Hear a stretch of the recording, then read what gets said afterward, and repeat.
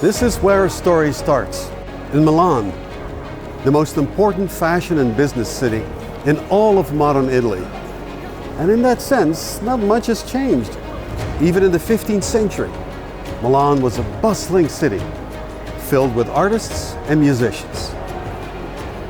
Of all the city-states in Italy, the Duchy of Milan was the most powerful, the most exuberant, and the wealthiest by far.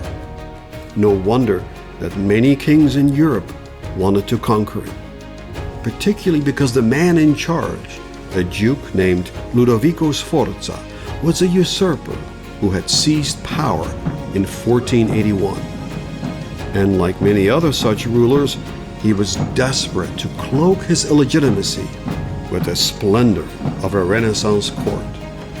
The Duke had many projects, a monastery complex called the Certosa di Pavia, and a new church building right here in Milan called the Santa Maria della Grazia. But the biggest project of all was this massive cathedral, deliberately designed to be the biggest church building in all of Italy. So naturally, this city was a magnet for young artists and sculptors from all over the region. But why Leonardo? This artist wasn't from Lombardy, he was from Florence, the most exciting city in all of Italy, the wellspring of the Renaissance. What was he doing painting a fresco in Milan? The answer may be found in a small village outside of Florence called Vinci. Not to put too fine a point on it, Leonardo was a bastard, the son of a farmer's daughter, Caterina, who one day had a roll in the hay with a promising young notary called Ser Piero. Of course, marriage was out of the question. A bright future awaited Ser Piero, provided he married a wife from a prestigious family.